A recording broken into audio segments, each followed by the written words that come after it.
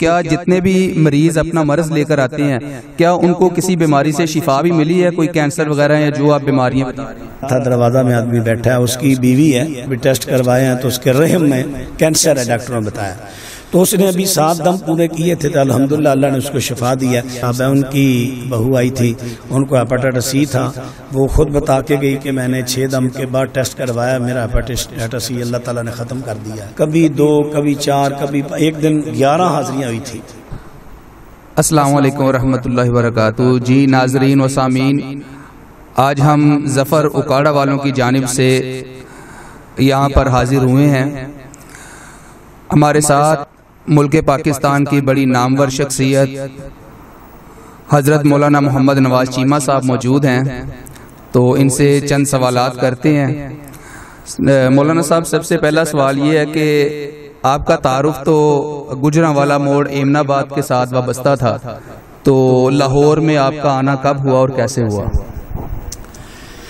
الحمدللہ والسلام علی رسول اللہ صلی اللہ علیہ وسلم۔ محترم کو اس میں شک نہیں کہ میری پیدائش بھی گجرانوالہ کے قریب گاؤں شیرہ کوٹ میں ہے اور خطابت بھی میری گجرانوالہ میں رہی ہے۔ میرا ایک جذبہ تھا شروع سے ہی، طالب علمی دور سے جذبہ یہ تھا کہ ہمارے اسٹیج پر چونکہ ہمارا دعویٰ بھی ہے اور الحمدللہ عمل بھی ہمارا کہ ہم خالص قرآن حدیث کی دعوت دینے والے ہیں، لیکن کچھ ایسے خطبہ آگے جو کمزور چیزیں بھی بیان کرنے لگے، بعض تو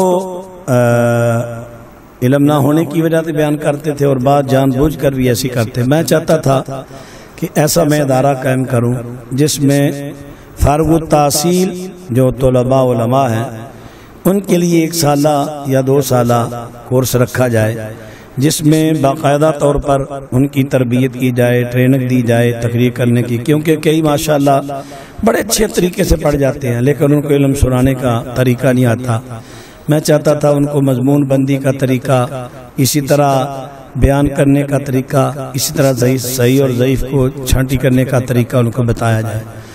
بس میں نے گجرانوالہ اور ایمن آباد میں کوشش کی، لیکن وہاں پر میں اس کوشش میں اتنا کامیاب نہ ہو سکا، تو پھر میں نے کوشش کی، میرے دوست احباب نے یہاں کے لاہور کے انہوں نے مجبور کیا کہ آپ ادھر لاہور آ جائیں۔ لاہور میں ادھر آ کر گرین ٹاؤن میں خطیب رہا ہوں کچھ عرصہ، پھر اللہ تعالیٰ نے مجھے توفیق دی، چونکہ میری رہائش بھی امیر چوک سے آگے تھی۔ جب میں آتا جاتا تو میں دیکھتا یہ چوک بالکل خالی ہے، یہاں پر اپنی جماعت کی مسجد نہیں، لیکن لوکیشن بہت اچھی ہے۔ پھر میں نے جگہ تلاش کی، جگہ اللہ تعالیٰ نے بڑی اچھی لوکیشن پر دے دی، تو میں نے کچھ دوستوں سے کہا گجرانوالہ میں 2 میں نے مکان سیل کیے، گاڑیاں تھی 2 وہ سیل کی، بہر اللہ تعالیٰ نے جگہ عنایت فرما دی۔ پھر اس کے اوپر ہم نے تعمیر شروع کی، چند ہی مہینوں میں الحمدللہ اللہ تعالیٰ نے رحمت فرمائی، یہ حال تعمیر کر کے ہم نے یہاں پر درس نظامی اور شعبہ حفظ شروع کر دیا۔ درس نظامی الحمدللہ اس کی ابھی ہمارے پاس 2 کلاسیں جاری ہیں، اور جو میں نے وہ تخصص خطابت کے حوالے سے آپ سے عرض کیا نا، اس کا بھی ہم نے انشاءاللہ اعلان کر دیا ہے، اس سال انشاءاللہ وہ بھی کریں گے۔ اچھا شیخ صاحب، آپ کا رجحان جو ہے وہ بچپن سے ہی دین کے ساتھ تھا یا کسی خطیب یا کسی عالم دین سے متاثر ہو کر آپ نے اس فیلڈ کے اندر قدم رکھا ہے؟ ہاں، متاثر تو میں ضرور ہوا ہوں۔ مولانا محمد حسین شوپری رحمہ اللہ، خصوصاً مولانا حبیب الرحمن یزدانی رحمہ اللہ، میں ان کے پیچھے جمعے بھی کچھ پڑھتا رہا ہوں، زیادہ تو نہیں لیکن کچھ جمعے پڑھے تھے، اور اسی طرح حضرت شیخ القرآن اور حضرت حافظ عبداللہ شوپری رحمہ اللہ، اور بھی جو ہمارے جید، لیکن زیادہ تر یہ تھے، ان سے میں متاثر ہوا تھا، پھر متاثر ہو کر ہی میں اس فیلڈ میں آیا۔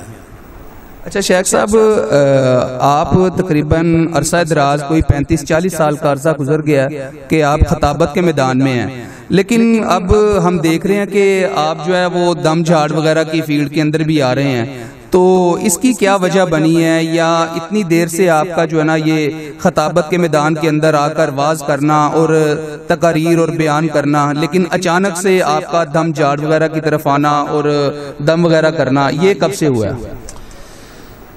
محترمہ، فیصل آباد میں جب میں خطیب تھا رضا آباد، وہاں پر بھی میں نے جن جادو کے عنوانات پر کافی خطبات جمعہ بیان کیے تھے.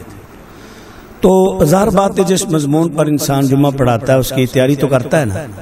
تو اس کی تیاری میں کافی کرتا تھا، یعنی کچھ معلومات مجھے اس وقت بھی مل چکی تھی. لیکن اس لائن میں دم کرنے والی لائن میں کیوں نہ میں آیا، کچھ باتیں ہوتی ہیں عمر کے حساب سے. جوانی تھی، خدشات ہوتے ہیں کیونکہ جوانی میں شیطان کے غالب ہونے کے زیادہ امکان ہوتے ہیں. جیسا نبی علیہ السلام کے پاس ایک نوجوان آیا، یا رسول اللہ میں روزہ کی حالت میں اپنی بیوی کا سے وہ سکنار کروں، آپ نے منع کر دیا. اور بوڑھا آیا تو آپ نے اجازت دے دی.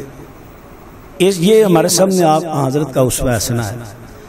نوجوان تھا، اس کے جذبات جوان تھے، شاید کنٹرول نہ کرے. بوڑھا ہے، اس کے جذبات کمزور ہے. تو میرا جو جوانی کا عالم تھا، میں جان بوجھ کر اس فیلڈ میں نہ آیا کہ خدا اللہ نہ کرے کوئی ایسا شیطان کا حملہ نہ ہو جائے. چونکہ آپ جانتے ہیں اس فیلڈ میں عورتیں زیادہ متاثر ہوتی ہیں مردوں کی بنسبت. اچھا شیخ صاحب، آج کل جو دم جھاڑ وغیرہ کرتے ہیں، میں کوئی ایسا لفظ تو نہیں ان کے بارے میں بولنا چاہوں گا، تو وہ اکثر یہ کہتے ہیں کہ ہم نے جی چلے کاٹے ہیں، قبرستان گئے ہیں. کیا دین کے اندر ایسا بھی کچھ ہے، اس کی کوئی حقیقت یا صداقت ہے، یا آپ نے کوئی چلے وغیرہ کاٹے ہوئے ہیں؟ نہیں محترم، چلے جو طریقہ ہے نا لوگوں کے چلے کاٹنے کا، وہ طریقہ میرا تو نہیں رہا. اس طریقہ کے مطابق تو میں نے چلے نہیں کاٹے. کسی دریا پر گیا، کسی نہر پر گیا، یا کسی جگہ بیٹھ گیا، ایسا تو نہیں. البتہ یہ جو ہے نا مشق کرنا، کسی قرآن پاک کی کوئی صورت ہے، کوئی آیت ہے، اسے بار بار روزانہ پڑھنا، یہ جتنی جیسے حدیث میں آتا ہے نا، کیا لفظ ہے، الماہر بالقرآن، جو قرآن پاک کا ماہر ہوگا کل قیامت کے دن معزز فرشتوں کے ساتھ ہوگا. اسی طرح جو قرآن پاک کی کسی بھی صورت کا ماہر ہو جائے تو اس میں اللہ تعالیٰ اس آدمی کی زبان میں اس صورت کے حوالہ سے تاثیر پیدا کر دیتے ہیں. جیسے آج کل میں یہ منزل، جیسے دوسرے راقی بھی منزل پڑھتے ہیں، میں بھی منزل پڑھتا ہوں، تو منزل کے دوران ہی کئی حاضریاں ہو جاتی ہیں. تو آپ دیکھتے ہیں کہ میں نے عرض بھی کیا ہے 70 سے 80% بیماریاں جناتی ہوتی ہیں. تو کئی لوگ ایسے ہوتے ہیں مثلا کہ دل کے وال بند ہیں، کینسر ہے، اسی طرح ہیپاٹائٹس سی ہے. تو جب ہم دم کرتے ہیں تو 1 2 3 4 دم 5 6 دم میں جا کر وہ شیطان حاضر ہو جاتے ہیں، جنات حاضر ہو جاتے ہیں. اب کیا پتہ چلتا ہے کہ وہ جنات کی وجہ سے یہ بیماری چلی ہے. تو شیخ صاحب آپ کس بیماری کا علاج کرتے ہیں؟ میں نے عرض کیا نا، بیماری تو وَنُنَزِّلُ مِنَ الْقُرْآنِ مَا هُوَ شِفَاءٌ، قرآن پاک تو ہر بیماری کی شفا ہے. لیکن کسی بھی صورت کی مشق کرنے سے پہلے آپ نیت کریں گے کہ یہ میں نے صورت روزانہ اتنی مرتبہ پڑھنی ہے، اس لیے کہ میں فلاں مرض کا دم کروں، اللہ تعالیٰ اسے شفا دے. تو میں نے جو ابھی نیت کی ہے وہ کینسر ہے، ہیپاٹائٹس سی ہے، اسی طرح دل کے بندوال ہیں، اور جن جادو، یعنی جادو کی وجہ سے کاروبار کا بند ہو جانا، اولاد کا نہ ہونا جادو کی وجہ سے، اسی طرح کسی کے درد وغیرہ تکلیفیں جو ہوتی ہیں. ابھی تک تو میں یہی کرتا ہوں، انشاءاللہ آگے سے اور بیماریوں کا بھی کروں گا. شیخ صاحب جتنا بھی آپ دم وغیرہ کر رہے ہیں یا جتنے عرصہ سے کر رہے ہیں 3-4 ماہ سے، تو کیا جتنے بھی مریض اپنا مرض لے کر آتے ہیں کیا ان کو کسی بیماری سے شفا بھی ملی ہے، کوئی کینسر وغیرہ یا جو آپ بیماریاں بتا رہے ہیں؟ محترم میں تو سب سے پہلے کہتا ہوں کہ جو میرے پاس آتے ہو کبھی میرے پاس شفا کی امید لے کر نہ آنا کہ نواز شیما آپ کو شفا دے گا. میں اللہ کا بندہ ہوں، اس کا غلام ہوں. میں تو صرف پڑھوں گا قرآن پاک، اللہ تعالیٰ کی کلام پڑھوں گا، نبی کریم کے بتائے ہوئے وظائف پڑھوں گا. شفا اللہ نے دینی ہے. میرا اکثر طریقہ ہے کہ میں پہلے 2 رکعت پڑھ کر اللہ سے مدد مانگ کر بیٹھتا ہوں، پھر میں دم کرنے سے پہلے کہتا ہوں کسی کے گلے میں تعویذ ہو، چھلا ہو، کڑا ہو، اتار دو، کیونکہ یہ چیزیں شریعت کے منافی ہیں. عقیدہ توحید پر درس دیتا ہوں تو 2 4 5 10 منٹ وغیرہ درس دے کر نا عقیدہ توحید کا، پھر میں دم شروع کرتا ہوں. تو الحمدللہ ابھی تک میں وہ آپ کو بتا رہا تھا، دروازہ میں آدمی بیٹھا ہے، اس کی بیوی ہے، ابھی بیٹھا ہوا ہے، اس کی بیوی ہے، اس نے مجھے بتایا کہ ہم نے ابھی ٹیسٹ کروائے ہیں تو اس کے رحم میں کینسر ہے، ڈاکٹروں نے بتایا. تو اس نے ابھی 7 دم پورے کیے تھے، تو الحمدللہ اللہ نے اس کو شفا دیا۔ اسی طرح پسرور سائڈ سے ایک لڑکی آئی تھی، اس نے 6 دم کروائے تھے، وہ بھی کینسر تھا، اللہ تعالیٰ نے اسے شفا دیا۔ ہمارے ادھر ہوٹل والے ہیں سعید صاحب ہیں، ان کی بہو آئی تھی، ان کو ہیپاٹائٹس سی تھا، وہ خود بتا کے گئی کہ میں نے 6 دم کے بعد ٹیسٹ کروایا، میرا ہیپاٹائٹس سی اللہ تعالیٰ نے ختم کر دیا ہے۔ اسی طرح اور بھی کئی بیماریوں والے، اور یہ جو حاضریاں جو ہوتی ہیں، کبھی 2 کبھی 4 کبھی ایک دن 11 حاضریاں ہوئی تھی، یعنی اتنی کثیر تعداد میں ہوئی تھیں حاضریاں۔ تو میں حاضریوں کا شوقین بھی نہیں، کیا قرآن پاک نے بیان کیا نا کہ ان کی حاضری سے قل رب اعوذ بک من همزات الشیاطین واعوذ بک رب ان یحضرون۔ حاضری کو اچھی چیز نہیں، لیکن ہمارے اکثر لوگوں کا ذہن بن چکا ہے حاضری ہوگی تب آرام آئے گا۔ اچھا شیخ صاحب، اکثر مریض کو دم کر رہے ہوتے ہیں، کیا دم کرتے وقت مریض کے اندر جنات کی حاضری ہونا کیا یہ ضروری ہے؟ میں وہی عرض کر رہا ہوں، حاضری کا ہونا ضروری نہیں، بعض دفعہ بغیر حاضری کے بھی اللہ تعالیٰ اپنی رحمت سے نواز دیتا ہے کہ جادو خود بخود ختم ہو جاتا ہے۔ دیکھیں نا، نبی کریم صلی اللہ علیہ وسلم پر جادو ہوا، آپ کی کسی نے حاضری نہیں بھری، صرف اللہ کے فرشتے اللہ کی وحی سے انہوں نے بتایا کہ کنواں میں وہ جادو دفن کیا ہوا جو لبید بن عاصم نے کیا تھا۔